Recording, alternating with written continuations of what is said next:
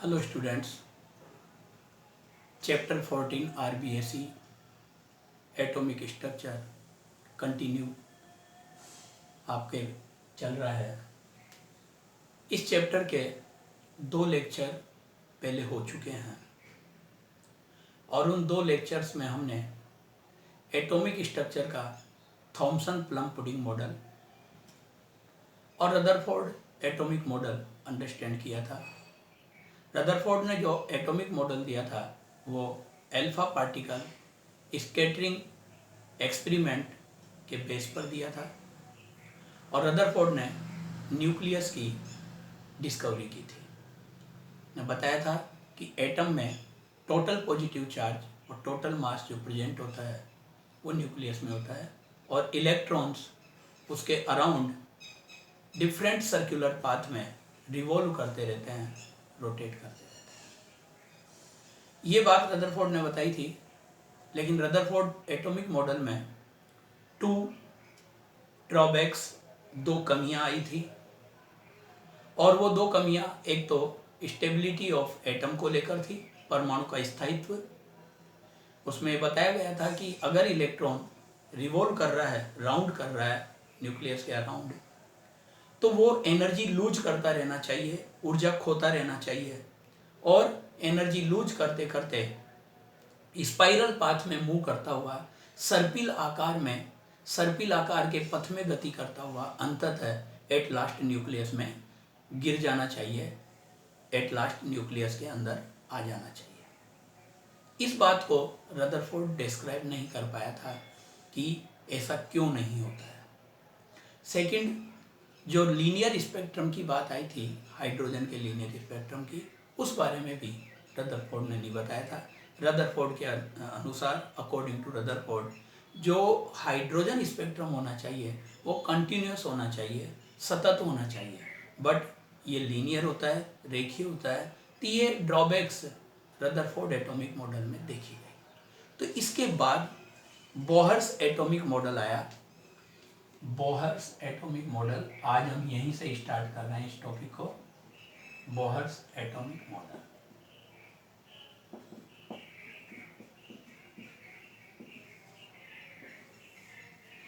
ये 1913 में scientist Niels Bohr द्वारा दिया गया था।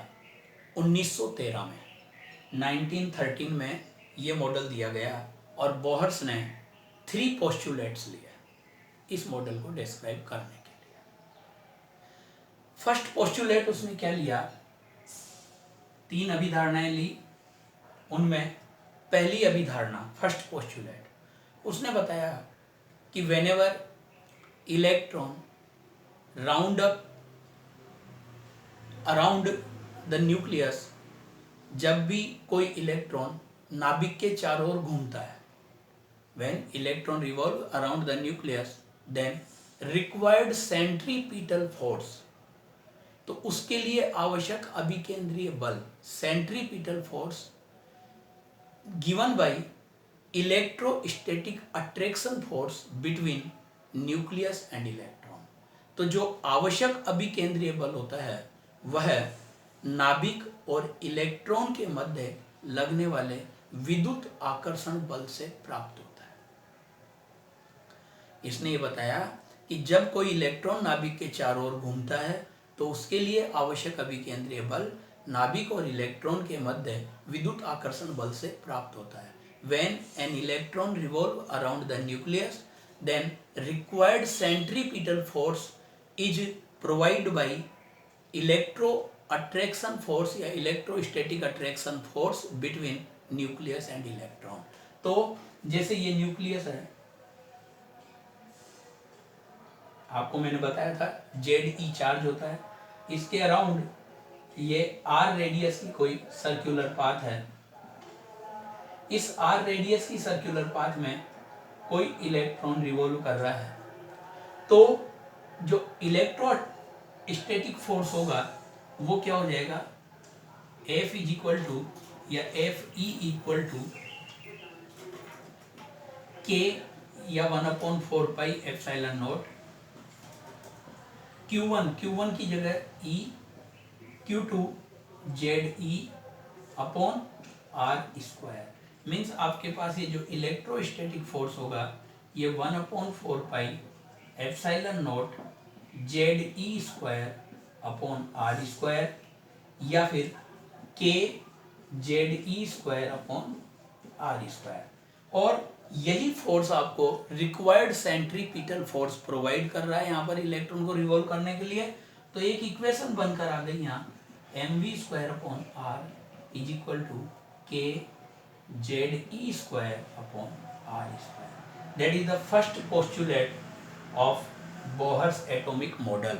यह बोहर के परमाणु प्रतिरूप की प्रथम अभिधारणा है। m इलेक्ट्रॉन का मास है, r radius of circular path है, v इलेक्ट्रॉन की वेलोसिटी है और z न्यूक्लियस का एटॉमिक नंबर है।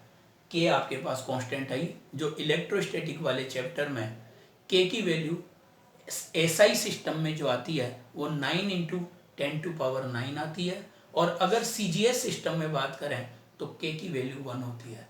यही रीजन है बेटा कि केमिस्ट्री में जो 11th क्लास में जो इक्वेशन दे रखी है ये इक्वेशन डायरेक्ट दी है mv square upon r is equal to Z e square upon r square. क्यों? क्योंकि वहां पर ये इक्वेशन CGS में दी हुई है और CGS में k की वैल्यू 1 होती है, इसलिए वहां पर उन्होंने k का जिक्र नहीं किया। उसके अलावा वहां ये क्या बोलते हैं, सेंट्रीपिटल फोर्स और सेंट्रीफ्यूगल फोर्स दोनों बोलते हैं। सेंट्रीपिटल होता है इनसाइड में टुवर्ड्स सेंटर, और सेंट्रीफ्यूगल होता है आउटवर्ड सेंटर, मतलब अपकेंद्रीय बल और अभिकेंद्रीय बल बोलते हैं। लेकिन जो सही बात है वो हमारे पास ये है कि जो रिक्वायर्ड सेंट्रीपिटल फोर्स है वो हमें कहाँ से प्रोवाइड होता है, इलेक्ट्रोस्टैटिक फोर्स से। ये प्रथम अभिधारणा थी, फर्स्ट पोस्टुलेट। सेकंड पोस्टुलेट जो इसने दिया वो ये दिया कि इलेक्ट्रॉन न्यूक्लियस के अराउंड किसी ऑर्बिट में तब ही रिवॉल्व कर सकता है इलेक्ट्रॉन नाभिक के चारों ओर केवल उसी वृत्ताकार कक्षा में घूमता है जिसमें उसका कोणीय संवेग यानी एंगुलर मोमेंटम h/2 का इंटीजर मल्टीपल होता है, पूर्ण गुणज होता है। इलेक्ट्रॉन नाभिक के चारों ओर उन्हीं वृत्ताकार कक्षा में परिभ्रमण करता है, घूमता है, जिनमें उसका कोणीय संवेग h/2 का पूर्ण गुणज होता है। The electron revolve around the nucleus in a circular orbit in which angular momentum of electron is equal to integer multiple of h/2 और एंगुलर मोमेंटम का जो फॉर्मूला है यानी कोणीय संवेग का जो फॉर्मूला है वो हमने 11th क्लास में पढ़ा था। ये p × r या rp होता है, p की जगह mv लिखते हैं तो mvr। ये हमारे पास एंगुलर मोमेंटम का फॉर्मूला है mvr। तो mvr is equal to nh/2 n 1 2 3 4 5 integer number है, h प्लैंक्स कांस्टेंट है,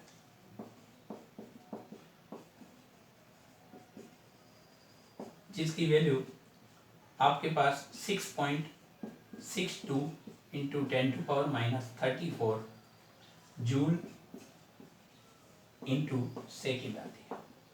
तो ये इसका सेकंड पोस्टुलेट है बेटा, mvr is equal to nh/2 यानी angular momentum of electron always equals to multiple integer of h/2 या always equals to nh/2 where n is equal to 1 2 3 4 5। Okay, third postulate उसने ये बताया कि जब तक कोई इलेक्ट्रॉन किसी एक डेफिनिट ऑर्बिट में रिवॉल्व करता है, घूमता है, whenever an electron revolve in a definite orbit, जब तक एक स्थायी कक्षा में वो परिभ्रमण करता है तब तक न तो वो एनर्जी लूज करता है और न एनर्जी गेन करता है, यानी न तो वो ऊर्जा खोता है और न ऊर्जा ग्रहण करता है। बट किंतु जब वो एक स्थायी कक्षा से दूसरी स्थायी कक्षा में संक्रमण करता है, ट्रांजिट करता है, transit from one stable orbit to another stable orbit, या अपर स्टेबल ऑर्बिट से लोअर स्टेबल ऑर्बिट में आए या लोअर से अपर में जाए, तो वो फोटोन के रूप में एनर्जी को या तो एब्जॉर्ब करेगा या रिलीज करेगा, यानी कि वह फोटोन के रूप में ऊर्जा का अवशोषण या उत्सर्जन करता है। और उसने बताया कि ये जो फोटोन की एनर्जी होती है, जिसको वो लूज करेगा या रिलीज करेगा, जिसको ग्रहण करेगा या त्यागेगा, उस फोटोन की जो एनर्जी होती है वो एनर्जी एक इन दोनों ऑर्बिट की एनर्जी के डिफरेंस के इक्वल होती है। दोनों ऑर्बिट, दोनों कक्षाओं की ऊर्जाओं के अंतर के बराबर। यानी आप ये कह सकते हैं कि En2 minus En1 equal to h nu. दोनों ऑर्बिट की एनर्जी का डिफरेंस फोटोन की एनर्जी के इक्वल होता है। इसी को आप hc अपॉन लैम्डा की फॉर्म में भी लिख सकते हैं। En2 minus En1 is equal to hc upon lambda. तो ये आपके पास 3 postulates of Bohr's atomic model complete है। तीनों पोस्टुलेट इसने लिए थे और इन्हीं के बेस पर फिर इसने रेडियस निकाली थी स्टेबल ऑर्बिट की, इलेक्ट्रॉन की वेलोसिटी निकाली थी किसी स्टेबल ऑर्बिट में, एनर्जी निकाली थी, फ्रीक्वेंसी, टाइम पीरियड, ये सब चीज़ें उसने कैलकुलेट की थी। तो अब हमारे पास इन पोस्टुलेट का यूज करके और नेक्स्ट टॉपिक आता है रेडियस ऑफ स्टेबल ऑर्बिट्स, यानी स्थायी कक्षाओं की त्रिज्या।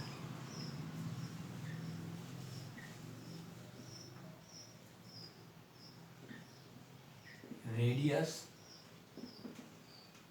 Of stable orbits.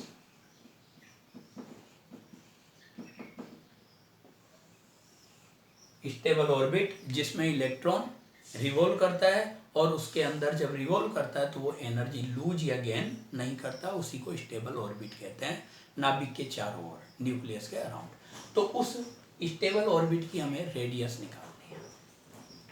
तो देखो, from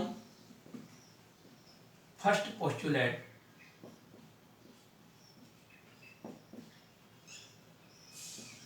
of Bohr's atomic model,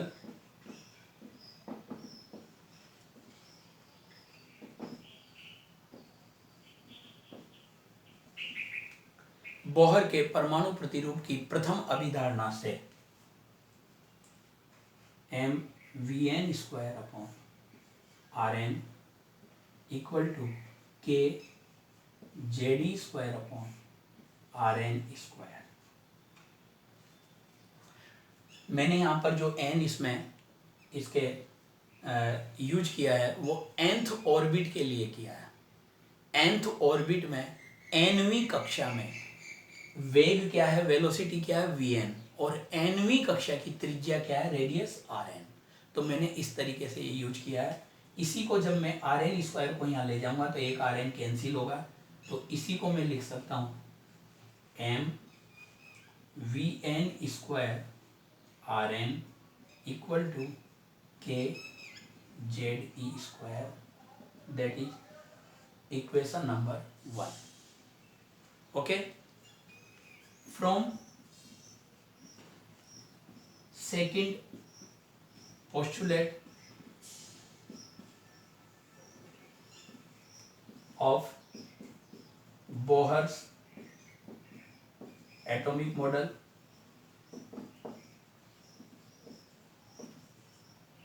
Bohr के परमाणु प्रतिरूप की द्वितीय अभिधारणा से mvn rn is equal to nh upon 2 मैंने आपको अभी बताई थी। इसमें mvr is equal to nh upon 2 तो mvn rn, n मैंने क्यों यूज किया जिसका रीजन मैंने यहाँ समझाई दिया आपको। तो mvn rn is equal to nh upon 2 equation first divide by equation second.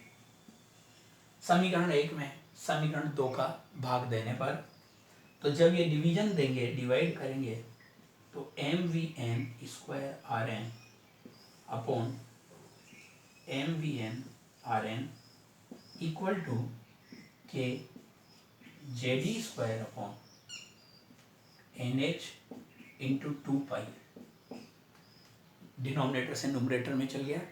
और जब ये आप देख रहे हैं तो m से m कैंसिल, Rn से Rn कैंसिल, Vn स्क्वायर में Vn का डिवीजन देंगे तो ओनली Vn, तो Vn is equal to 2 pi के जेडी स्क्वायर अपॉन NH। ये हमारे पास वेलोसिटी nth ऑर्बिट में आ गई। इसका यूज मैं इक्वेशन फर्स्ट में या सेकंड में किसी में भी एक में करूँगा तो मेरे पास क्या आ जाएगा, Rn आ जाएगा। तो पुटिंग ये पूरा आप एक बार और समझ लें, समझ में आ गया होगा। फर्स्ट पोस्टुलेट से हमने लिया mvn square upon Rn is equal to k Z e square upon Rn square, nth orbit के लिए ले रहे हैं। सेकंड पोस्टुलेट ये यहाँ पर इसको थोड़ा कैलकुलेट करके मैंने mvn square Rn is equal to k Z e square लिख दिया, और सेकंड पोस्टुलेट से mvn Rn is equal to NH upon 2 pi, इसमें इसका डिवीजन दिया तो mvn square Rn upon mvn Rn, ये हमने k Z e square upon NH into 2 pi calculate किया। m से m कैंसिल, Rn से Rn कैंसिल, वेलोसिटी कैंसिल, तो Vn बच गया, Vn is equal to 2 pi के जेडी स्क्वायर अपॉन NH। ये और putting the value of Vn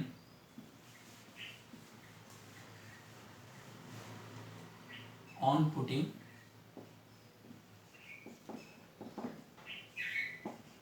value of Vn का मान समीकरण 2 में रखने पर इन इक्वेशन 2, ये जो Vn का मान हमने प्राप्त किया, Vn की वैल्यू जो हमने प्राप्त किया, ये Vn की वैल्यू हम इक्वेशन 2 में रख रहे हैं।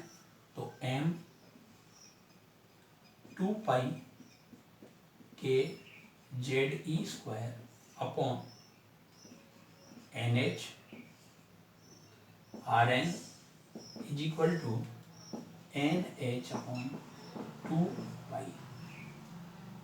तो ये यहाँ पर आपके पास आ गया बेटा Rn is equal to n square H square multiply हो गया, 2 पाई से 2 पाई मल्टीप्लाई होगा तो 4 pi square m k Z e square. ये रेडियस का फॉर्मूला है। nth ऑर्बिट की रेडियस अगर आप कैलकुलेट करते हैं तो ये फॉर्मूला आपके पास यूज आता है, Rn equal to n square H square upon 4 pi square m k Z e square. इसमें अगर आप वैल्यू पुट करें on putting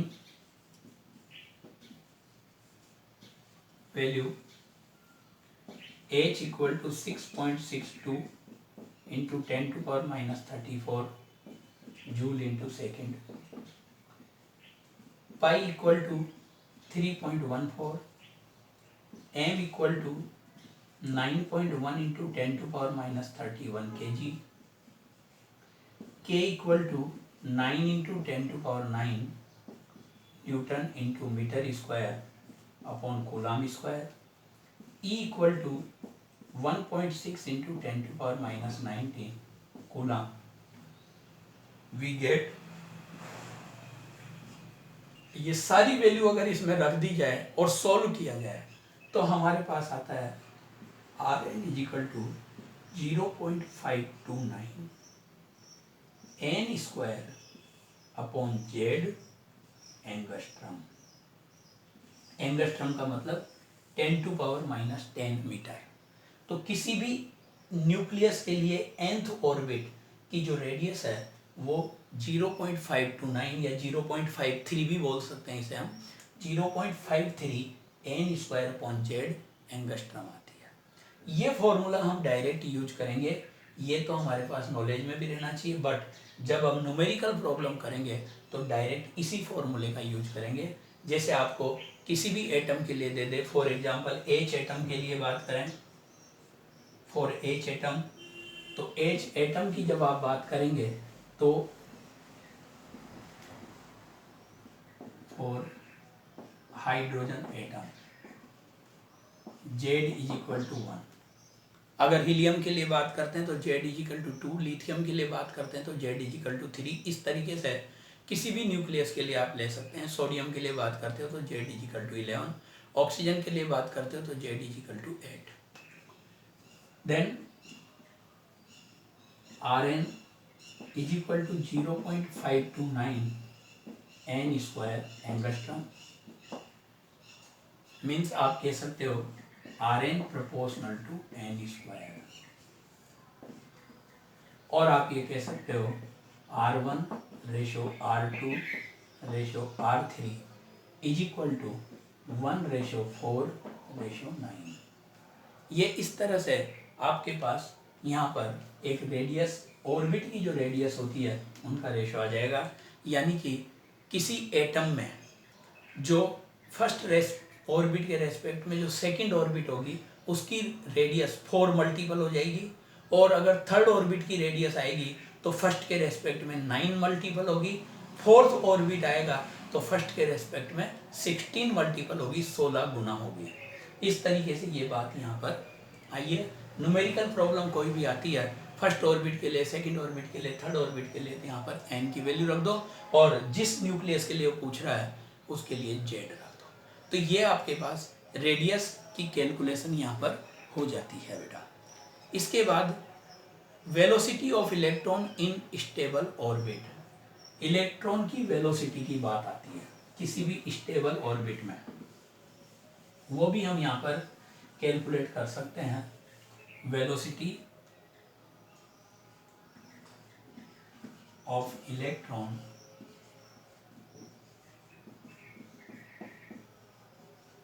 in stable orbit. स्थायी कक्षा में इलेक्ट्रॉन का वेग, स्थायी कक्षा में इलेक्ट्रॉन का वेग। तो वही बोर्स के एटॉमिक मॉडल के पोस्टुलेट यूज करेंगे। तो फ्रॉम फर्स्ट पोस्टुलेट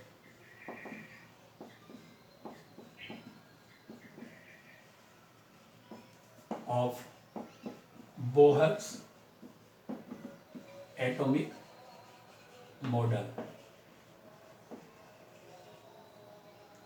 mv_n²/Rn, वही nth ऑर्बिट के लिए बात कर रहे हैं बेटे। mv_n²/Rn = kZe²/Rn²। तो यहाँ से इसको कैलकुलेट करेंगे तो mvn²Rn, जैसा हमने रेडियस में किया वैसा का वैसा ही टॉपिक यहाँ पर लेकर चल रहे हैं बेटे।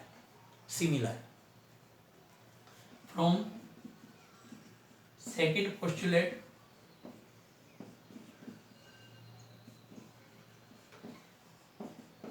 Of Bohr's atomic model,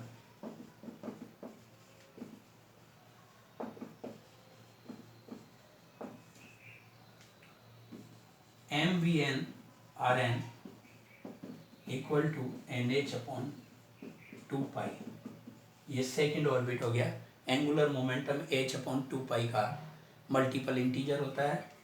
equation first divide by equation second.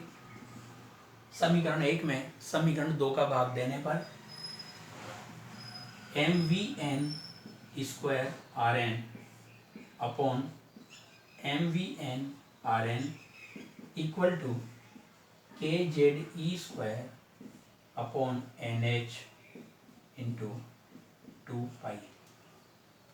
तो ये आपके पास कैलकुलेट करने पर m से m कैंसिल हो रहा है, Rn कैंसिल हो रहा है, Vn एक कैंसिल होके ओनली Vn बचेगा।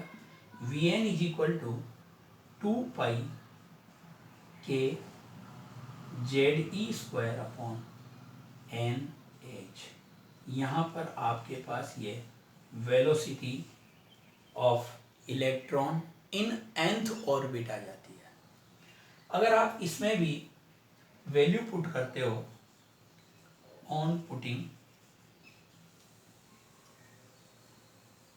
k = 9 × 10⁹ newton × metre /coulomb, pi = 3.14, E = 1.6 into 10⁻⁻19 coulomb, H equal to 6.62 into 10⁻34 joule into second.